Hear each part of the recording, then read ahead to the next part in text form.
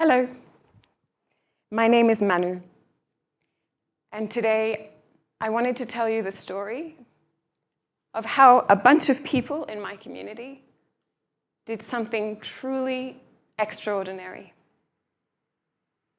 They became entangled agents of social change.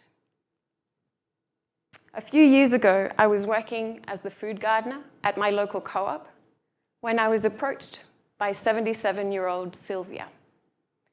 She admired the little food garden I was growing and said that if I ever needed more land to grow food on, she could help.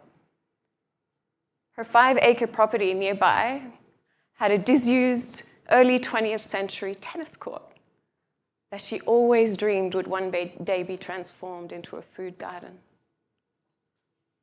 At Sylvia's stage of life, there were several reasons why she couldn't make this happen by herself. Or could she?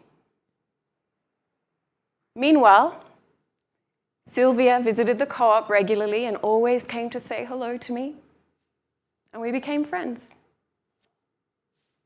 And whilst teaching at a local permaculture course, I noticed a couple of young friends of mine amongst the students listening intently. But there was a problem.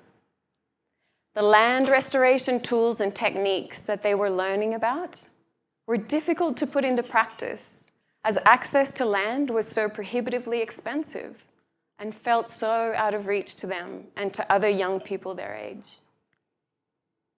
This made me think, there seems to be an opportunity here, an opportunity to redesign the way we care for land, grow our food, and look after one another. Sylvia's wicked problem, a lack of energy or mobility to grow food on her land, and my young friend's problem, an inability to access land for food growing, seemed to provide a solution for one another. Through social reconnection and positive entanglement, a new model of socially connected food growing was possible. I soon realized that Sylvia's situation was not an isolated event, and neither was the situation of my young friends. This was a repeating pattern in our community. So what if we reconnected all these people in a beautiful tangle? What do I mean by tangle? Isn't entanglement messy, risky? Switch glasses.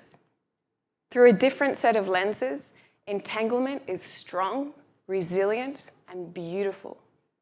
Think of the tangle of fungal networks that lives beneath our old-growth forests. It cycles water, nutrients, and minerals, making sure no plant, tree, or organism is left without food or habitat. It's thanks to this entanglement that the forest ecosystem is strong and able to sustain billions, if not trillions or more living organisms.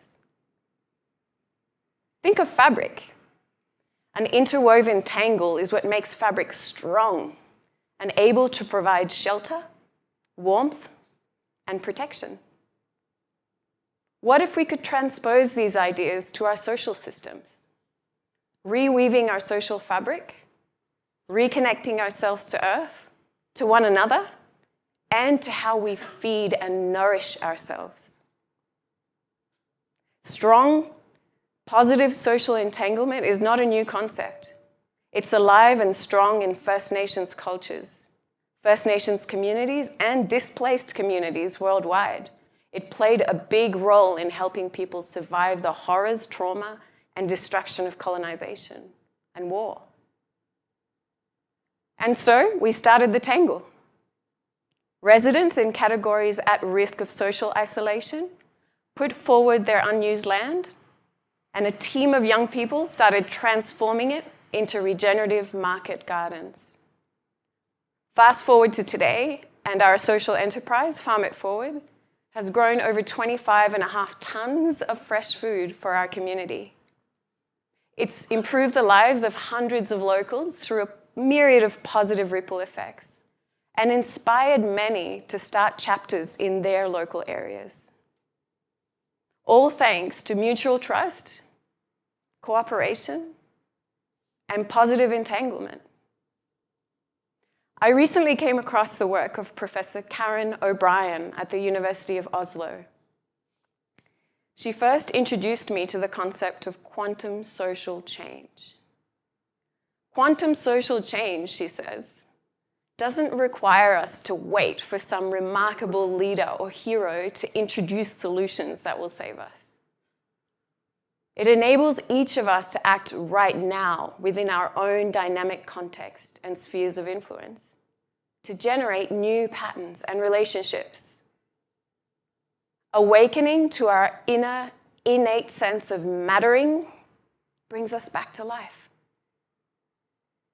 I saw this happen before my eyes.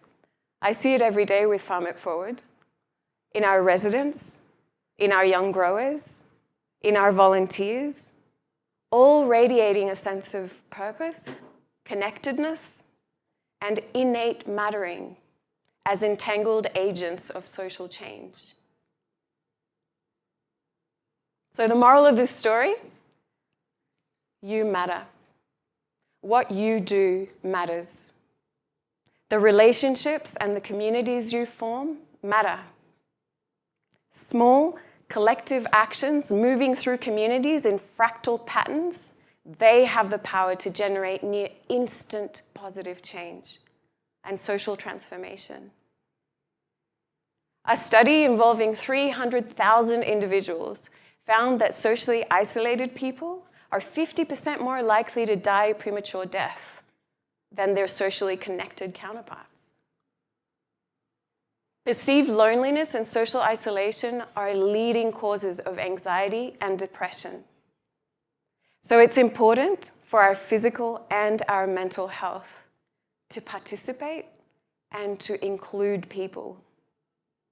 Make friends of vastly different ages, cultural backgrounds, abilities, neurodiversity, gender diversity. Build strong relationships beyond family. It's important. It builds strength and community resilience in the face of challenging times ahead.